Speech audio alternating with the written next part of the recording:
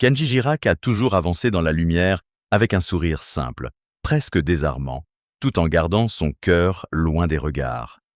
Mais à 30 ans, le chanteur brise enfin le silence et confirme les rumeurs autour de cette femme discrète, longtemps restée dans l'ombre de son succès.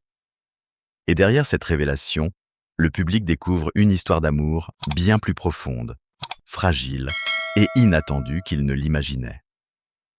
Avant que son nom ne résonne sur les grandes scènes, avant les disques d'or, les cris du public et les lumières des plateaux de télévision, Kenji Girac était d'abord un enfant de la route, un fils de la communauté gitane, un garçon élevé dans une culture où la famille n'est pas seulement un refuge, mais une racine, une boussole, une mémoire vivante. Chez lui, la musique ne se découvrait pas dans les écoles prestigieuses ni dans les studios feutrés.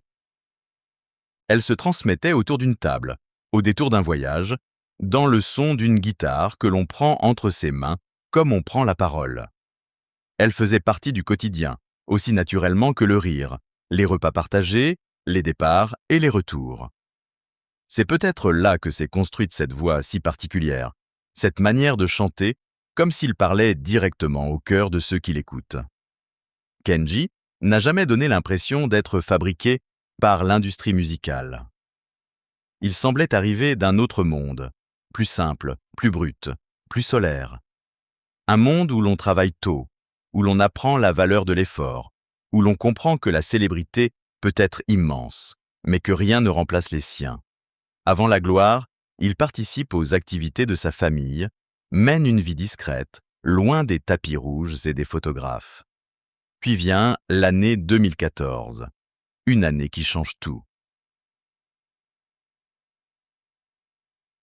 Une année où un jeune homme presque inconnu se présente devant la France avec sa guitare, son accent chantant, son sourire timide et cette énergie lumineuse qui semble déjà porter une histoire plus grande que lui. Dans The Voice, Kenji ne se contente pas de chanter. Il impose une présence. Il mélange la pop, les sonorités gitanes, la chaleur méditerranéenne et cette sincérité rare que le public reconnaît immédiatement. Très vite, il devient plus qu'un candidat. Il devient un phénomène. Et lorsqu'il remporte l'émission, c'est comme si un destin longtemps silencieux s'ouvrait soudain devant lui. En quelques mois, le jeune homme de l'ombre devient l'un des artistes les plus populaires de France. Ses chansons envahissent les radios, ses clips rassemblent des millions de vues, ses refrains se chantent dans les voitures, les salons, les fêtes de famille. Certains titres deviennent de véritables hymnes dans les pays francophones, portés par cette voix à la fois joyeuse et nostalgique. Cette voix capable de faire danser sans jamais effacer la mélancolie. Mais derrière le succès fulgurant, Kenji garde une image presque intacte, celle d'un garçon proche des gens, souriant, respectueux, reconnaissant. Là où d'autres se perdent dans l'excès, lui semble tenir debout grâce à ses origines. Il parle de sa communauté gitane avec fierté, de sa famille avec tendresse, de son parcours avec humilité. Et c'est justement cette image qui séduit tant le public, celle d'un artiste devenu célèbre sans paraître oublier d'où il vient. Pourtant, plus la lumière devient forte, plus l'ombre autour de sa vie privée intrigue. Qui partage réellement son quotidien? Qui se tient derrière ce sourire que tout le monde connaît? Qui l'attend lorsque les concerts s'achèvent et que les projecteurs s'éteignent? Pendant longtemps, Kenji ne répond pas. Il laisse chanter sa musique à sa place. Il protège son intimité comme on protège un feu fragile du vent. Et dans ce silence, les questions commencent à grandir. Dans la vie des artistes très aimés, il y a souvent une part que le public croit connaître et une autre qui lui échappe complètement. Chez Kenji Girac, cette part invisible a longtemps porté un prénom murmuré plus qu'annoncé. Soraya. Soraya Miranda. Une femme d'origine suisse, discrète, presque insaisissable, qui n'a jamais cherché à transformer l'amour en vitrine, ni la proximité avec une star en tremplin vers la célébrité. Leur histoire, se le disent, selon ce qui a longtemps été rapporté, commence en 2014, dans un restaurant en Suisse. La même année où Kenji gagne The Voice, la même année où la France découvre son visage, son sourire et sa voix. Comme si, au moment précis où sa vie publique explosait, sa vie intime trouvait aussi son point d'ancrage. La scène pourrait sembler simple. Un restaurant, un regard, quelques mots échangés. Mais parfois, les grands tournants de l'existence ne font pas de bruit. Ils arrivent sans annonce, sans musique dramatique, sans témoin officiel. Et pourtant, ils changent tout. On raconte que Kenji et Soraya auraient été frappés par un véritable coup de foudre. Un de ces élans que l'on ne prévoit pas, que l'on n'explique pas, mais qui laisse derrière lui une évidence. Lui, jeune artiste emporté par une ascension vertigineuse. Elle, femme vivante en Suisse, loin du vacarme médiatique français. Deux mondes qui se croisent au moment le plus improbable. Et pourtant, au lieu de devenir une histoire exposée, commentée, photographiée à chaque sortie, leur relation prend le chemin inverse, celui du silence. Pendant près de 6 ans, Kenji et Soraya vivent une relation à distance. Lui enchaîne les émissions, les concerts, les albums, les voyages. Elle reste en Suisse dans une vie plus discrète, plus protégée. 6 ans. Dans le monde du spectacle, c'est presque une éternité. 6 ans à se retrouver, à se quitter, à composer avec les absences, les horaires impossibles, les avions, les routes, les appels tardifs. 6 ans durant lesquels le public devine sans vraiment savoir. Car Kenji montre peu, dit peu, publie peu. Et ce choix, dans une époque où tout s'affiche, devient presque une provocation silencieuse. Alors, les rumeurs naissent. Est-il en couple? Est-il marié? Qui est cette femme que l'on ne voit presque jamais? Pourquoi ne partage-t-il pas davantage de photos de famille? Chaque absence devient une question. Chaque silence devient une interprétation. Mais Soraya, elle, ne semble jamais vouloir entrer dans ce jeu. Elle ne court pas après les projecteurs. Elle ne donne pas d'interview pour raconter leur intimité. Elle ne cherche pas à devenir un personnage public. Et c'est peut-être cela qui rend son rôle encore plus fascinant. Car dans l'ombre, elle devient une présence essentielle, une silhouette tranquille derrière l'homme que tout le monde applaudit. Elle n'appartient pas à la communauté gitane de Kenji, et pourtant elle fait l'effort d'en comprendre les traditions, les codes, la place centrale de la famille, cette manière de vivre où le mouvement fait partie de l'équilibre. Elle accepte même, selon les récits, les longues périodes en caravane, les mois passés sur les routes, cette vie nomade qui peut sembler déroutante pour quelqu'un venu d'un autre univers. Était-ce facile? Probablement pas. Comment aimer un homme dont la vie appartient à la fois à sa famille, à sa culture, à son public et à la scène? Comment trouver sa place sans se perdre? Soraya semble avoir répondu non par des déclarations, mais par sa constance. En 2020, après des années de distance, elle rejoint la France pour commencer une vie commune avec Kenji. Un choix fort, intime, presque fondateur.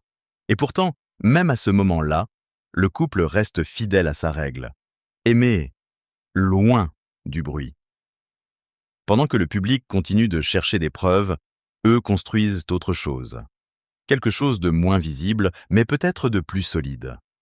Il y a eu une période où le nom de Kenji Girac semblait porter en lui une promesse de soleil. À chaque apparition, quelque chose s'allumait. Un plateau de télévision devenait plus chaleureux, une scène plus vivante, une chanson plus proche du public. Après sa victoire dans The Voice, en 2014, Kenji n'a pas simplement connu le succès. Il a été emporté par une vague immense, presque irréelle. En quelques mois, le garçon discret, venu de la communauté gitane, devient un visage familier dans des millions de foyers. On le reconnaît à sa guitare, à son sourire, à cette manière de chanter avec le corps autant qu'avec la voix. Il n'avait pas l'attitude distante des stars inaccessibles. Il avait quelque chose de fraternel, de populaire au sens noble du terme. Kenji semblait appartenir à tout le monde, sans jamais cesser d'appartenir aux siens. Et c'est peut-être là que résidait son plus grand charme. Ses chansons, portées par des mélodies entraînantes et des sonorités gitanes, traversaient les générations. Elles parlaient d'amour, de fête, de liberté, de blessures parfois, mais toujours avec cette lumière particulière qui donne envie d'avancer. Dans les pays francophones, ces titres accumulent des centaines de millions d'écoutes. Les refrains deviennent des souvenirs collectifs. On les entend à la radio, dans les mariages, sur les routes d'été, dans ces moments où la musique accompagne la vie sans demander la permission. Kenji devient l'un des artistes jeunes les plus influents et les plus aimés de France. Pourtant, au milieu de cette ascension spectaculaire, il conserve une image étonnamment propre, presque intacte. Peu de scandales, peu de provocations, peu de ruptures bruyantes avec le public. Là où la célébrité abîme souvent les êtres, lui continue d'afficher une forme de simplicité. Il remercie, il sourit, il parle de sa famille, de ses origines, de cette culture gitane qu'il a formée et qu'il n'a jamais cherché à effacer pour plaire davantage. Au contraire, il en fait une force, une couleur, une vérité intime. Mais derrière ce tableau presque parfait, une autre histoire se poursuit dans le silence. Car pendant que la France applaudit l'artiste, l'homme construit sa vie loin des objectifs. Soraya est là, quelque part entre la Suisse, la France, les routes et les absences. Elle n'apparaît presque jamais, ne revendique rien, ne transforme pas l'amour en spectacle. Et ce contraste intrigue de plus en plus. Comment un chanteur aussi exposé peut-il garder une partie aussi importante de son existence, si loin du public? Comment une femme peut-elle partager la vie d'un artiste aussi populaire, tout en restant presque invisible? Les années passent, les albums se succèdent, les concerts remplissent les salles. Et pourtant, Kenji ne livre que des fragments. Quelques mots parfois. Un silence, souvent. Il protège ce qu'il aime comme on protège un secret de famille, non pas par honte, mais par instinct. Dans une époque où tout se publie, où chaque émotion devient une story, où chaque couple célèbre semble devoir prouver son bonheur en images, Kenji et Soraya choisissent les médias l'inverse. Ils refusent la vitrine. Il refuse le bruit. Il refuse peut-être même cette idée moderne, selon laquelle ce qui n'est pas montré n'existe pas. Et c'est précisément ce refus qui donne à leur histoire une profondeur singulière. Car la gloire, elle, était bien visible. Elle brillait très fort. Mais l'amour, lui, avançait à pas feutrés, derrière le rideau, dans les instants que personne ne pouvait filmer. Mais aucune image publique, aussi lumineuse soit-elle, ne reste éternellement sans fissures. Et chez Kenji Girac, ces fissures n'ont pas d'abord pris la forme d'un scandale éclatant. Elles sont apparues autrement, dans les silences trop longs, dans les questions jamais vraiment dissipées, dans cette distance permanente entre l'homme que le public croyait connaître et celui qui rentrait chez lui une fois les projecteurs éteints. Pendant des années, il donne l'impression d'un équilibre parfait. La scène, le succès, la famille, les racines, la pudeur.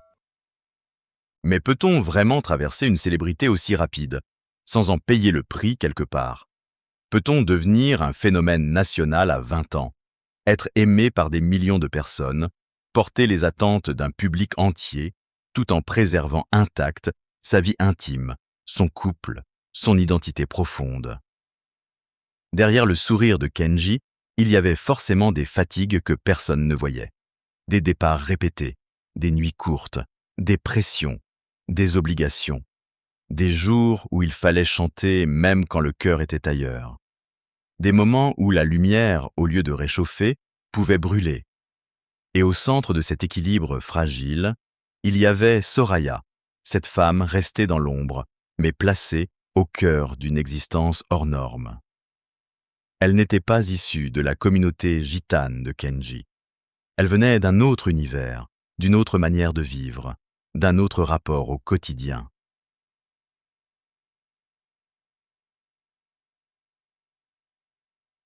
Sazeya.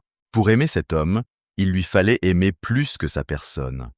Il lui fallait comprendre une famille, une culture, des traditions, un mode de vie marqué par le mouvement, par les caravanes, par les longues périodes passées sur les routes.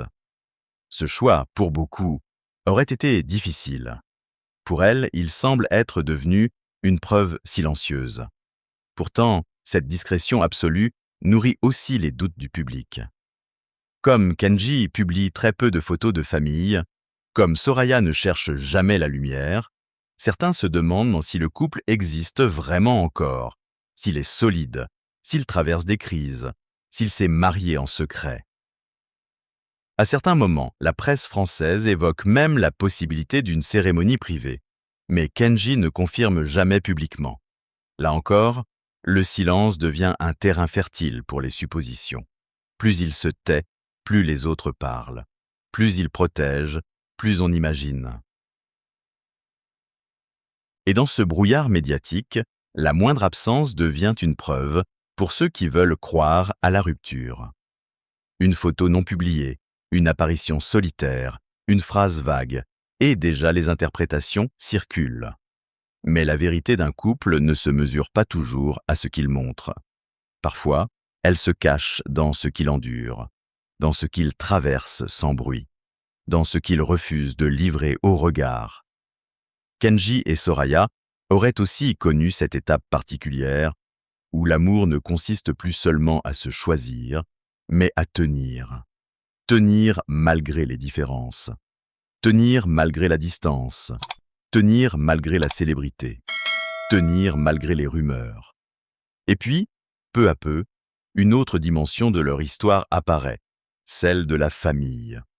Pendant longtemps, des sources évoquent la naissance d'un premier enfant, avant que le couple ne laisse entrevoir plus clairement cette vie familiale qu'il avait tant protégée. Le public découvre alors que derrière l'artiste adulé, il y a aussi un père. Un homme qui ne rentre pas seulement dans une loge après les concerts, mais dans un foyer. Un homme attendu non par des caméras, mais par des bras d'enfant. Cette révélation change le regard porté sur lui. Elle rend son silence plus compréhensible, peut-être plus respectable, car ce qu'il cachait n'était pas un scandale. C'était une intimité. Ce qu'il refusait d'exposer n'était pas un mensonge. C'était une maison intérieure, fragile, précieuse, qu'il voulait préserver du tumulte. Puis arrive avril 2024.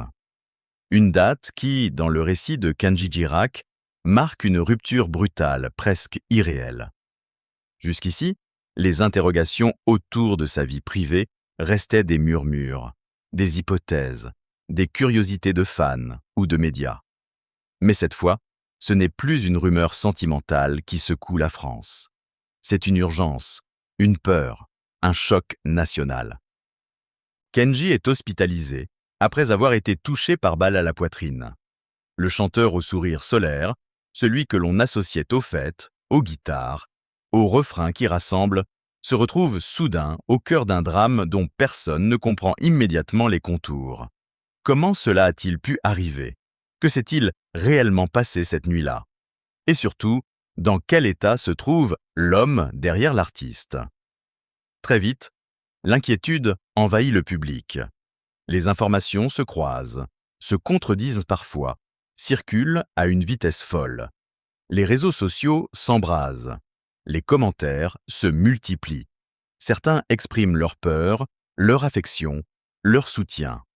D'autres, plus durs, plus impatients, cherchent déjà des responsables, des failles, des explications. Dans ces moments-là, la célébrité devient presque cruelle. Même la douleur doit affronter le regard des autres. Même la fragilité devient un sujet de débat. Kenji, qui avait toujours voulu préserver une part de silence, voit soudain son intimité exposée sous la lumière la plus violente. Ce qui appartenait à une famille, à un couple, à une nuit de crise, devient une affaire publique. Et au milieu de ce tumulte, une présence demeure, Soraya. celle que l'on avait si peu vue, celle que certains connaissaient à peine, celle que beaucoup imaginaient absente parce qu'elle ne se montrait pas, est là. Elle reste auprès de lui. Elle accompagne. Elle veille. Elle traverse avec lui les heures lourdes de l'hôpital, les incertitudes, les regards, les questions, les blessures visibles et celles que personne ne peut mesurer. Et c'est peut-être là que son rôle prend une autre dimension. Car il est facile d'être présent quand tout brille. Il est plus difficile de rester lorsque tout tremble. Plus difficile encore lorsque les rumeurs négatives s'ajoutent à la douleur, lorsque le couple devient la cible d'interprétations, lorsque certains affirment déjà que l'amour s'est brisé, que la famille vacille, que l'histoire touche à sa fin. Mais la réalité, semble-t-il, est plus profonde que ces conclusions rapides. Kenji et Soraya ne disparaissent pas l'un de l'autre. Ils traversent, ils encaissent, ils avancent dans une période où chaque geste doit demander du courage. Après une telle nuit, rien ne peut redevenir exactement comme avant. Le corps garde la mémoire du choc, l'esprit aussi. Et pour un artiste, dont la vie avait longtemps été rythmée par les concerts, les voyages, les studios et les obligations, cet accident agit comme un arrêt forcé, un miroir brutal. Que reste-t-il lorsque la scène s'éloigne? Que reste-t-il lorsque les applaudissements se taisent? Il reste les proches, il reste les enfants.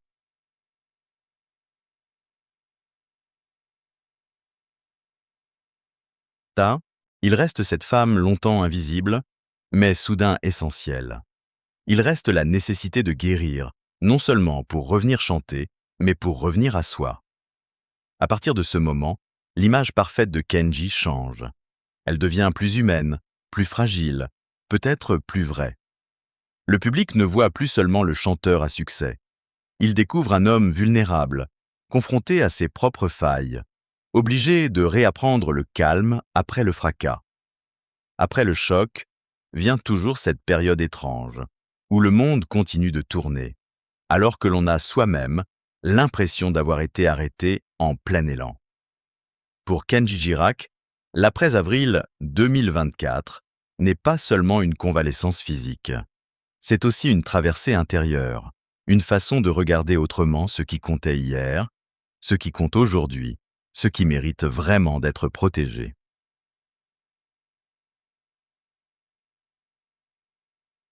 Pendant longtemps, son existence avait semblé lancée à grande vitesse. Les albums, les tournées, les rendez-vous, les attentes, les chansons à défendre, l'image à préserver. Mais quand la vie rappelle sa fragilité avec une telle brutalité, les priorités changent. Elles ne changent pas toujours dans les grands discours. Elles changent dans les petits gestes. Dans le temps que l'on décide d'offrir à ses enfants. Dans le besoin de rentrer plus tôt. Dans le désir de respirer loin des projecteurs. Dans la manière de regarder celle qui est restée quand le bruit devenait trop fort. Soraya, justement, n'apparaît pas soudain comme une héroïne de couverture. Elle ne transforme pas l'épreuve en récit public. Elle reste fidèle à ce qu'elle a toujours été, discrète, constante, presque silencieuse. Et cette discrétion, qui avait longtemps nourri les rumeurs, devient peu à peu une preuve d'amour. Car aimer Kenji, ce n'était pas seulement aimer un chanteur célèbre, c'était accepter une vie complexe, entre traditions gitanes et célébrités modernes, entre caravanes et scènes immenses, entre familles protégées et curiosité nationale. Soraya, qui ne vient pas de la communauté gitane, a dû trouver sa place sans renier la sienne.